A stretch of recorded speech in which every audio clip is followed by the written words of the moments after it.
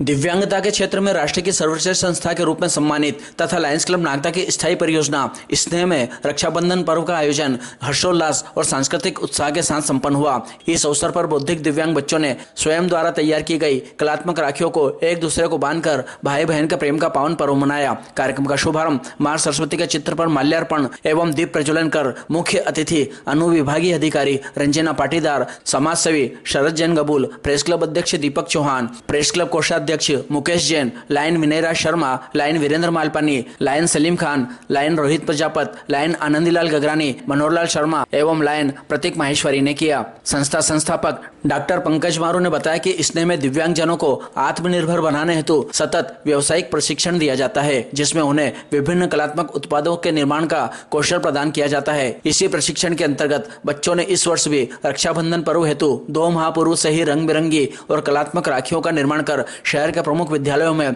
Stalls के माध्यम से विक्रय किया गया, जिससे बच्चों में न केवल आत्मविश्वास बल्कि आर्थिक स्वावलंबन की दिशा में भी सार्थक परिणाम प्राप्त हुआ। स्नेह द्वारा निर्मित इन विशेष राखियों को महामहिम राष्ट्रपति, उपराष्ट्रपति, प्रधानमंत्री, मुख्यमंत्री सहित सैनिकों एवं देश की अनेक प्रमुख हस्तियों को प्रेषित कर रक्षाबंधन की शुभकामनाएं दी गई। सोशल मीडिया और ई कॉमर्स प्लेटफॉर्म्स तथा लायंस सदस्यों के माध्यम से भी देश विदेश में भी इन राखियों की बिक्री की गई, जिससे संस्था की सोच और प्रयासों को वैश्विक पहचान प्राप्त हुई। रक्षाबंधन के मुख्य आयोजन में स्नेह के लायंस हॉल को राजस्थानी थीम से सजाया गया, जिसमें बच्चों और विशेष शिक्षकों ने मिलकर रंग बिरंगे पारंपरिक वस्त्र पहनकर राजस्थानी संस्कृति की सुंदर झलक प्रस्तुत की। बालिकाओं ने बालकों की कलाई पर राखी बांधकर उन्हें मिठाई खिलाई व आरती उतारी और रक्षा का वचन मांगा। बदले में भाइयों ने भी बहनों को मिठाई एवं नगद राशि भेंट कर रक्षा का वचन दिया। इस अवसर पर स्नेह के उप निदेशक महेशचंद्र राठौड़, परियोजना अधिकारी विप्लव चौहान, डॉक्टर विजेंद्र सिंह डोडिया, डॉक्टर कविता सोनी, डॉक्टर श्रुति सोनी,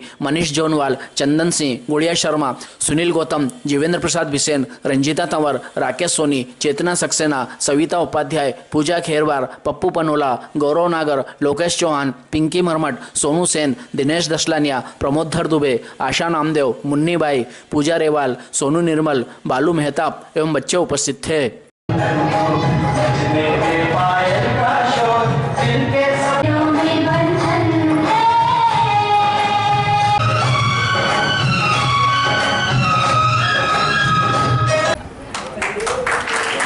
रक्षाबंधन के इस पावन पर्व पर हमारी बालिकाओं को मार्गदर्शन प्रदान करें। बहुत बड़ा काम हुआ है।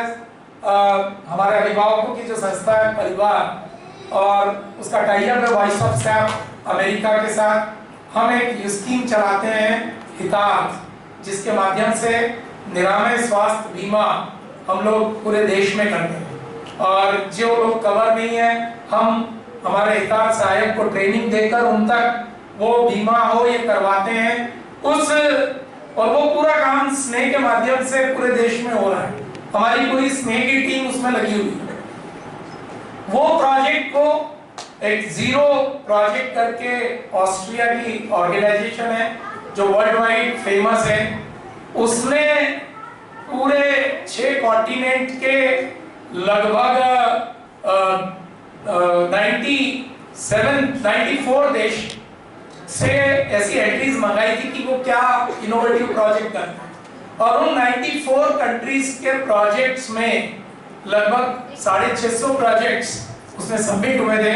उसमें हमारा हितार्थ प्रोजेक्ट भी हमने सबमिट किया था और वह शॉर्टलिस्ट हुआ है। उस 94 कंट्रीज में से उस प्रोजेक्ट को शॉर्टलिस्ट किया गया है। यह हम सब के लिए बहुत गौरव की बात है, स्नेह के लिए, परिवार के लिए, व्हाट्सएप के लिए और इस शहर के लिए।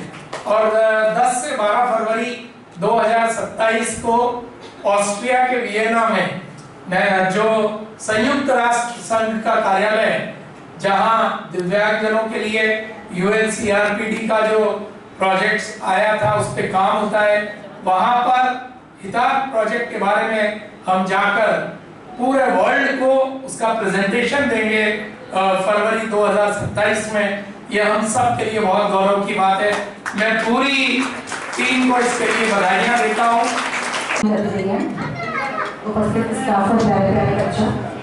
सबसे पहले आप सभी को रक्षाबंधन की शुभकामनाएं। रक्षाबंधन एक ऐसा त्योहार है, चाहे जमाना कोई सा भी रहा हो, लेकिन ऐसे नहीं याद आती है। समाज कितना भी पहले बेटी होने पे सुनते थे कि मार डालते थे और बुरा लगता था, बहुत रोते थे, लेकिन जब रक्षाबंधन आता भाई तो जाती है, तब ये दो त्योहार ऐसे ही कोई भी व्यक्ति हो कितना भी कठोर हो उसको उस दिन बहन और बेटी की याद आती है। तो ये अपने लिए तो बहुत बड़ा गोल्डन चांस है। बहुत खुशी होती है सभी को, सभी बहनों को अपने भाइयों के घर जाना होता है। मुझे भी आज शाम को जाना है, मैंने भी छुट्टी ली है। मैं सोच रही हूँ कब शाम और कब मैं निकलूंगी। तो सबके लिए, सभी बहनों को, सभी भाइयों को इसकी बहुत बहुत शुभकामनाएं। ये एक बंधन, रक्षाबंधन एक बंधन है। बंधन मतलब विश्वास है कि जब कोई बहन को मुसीबत होगी तो भाई उसकी रक्षा करेगा।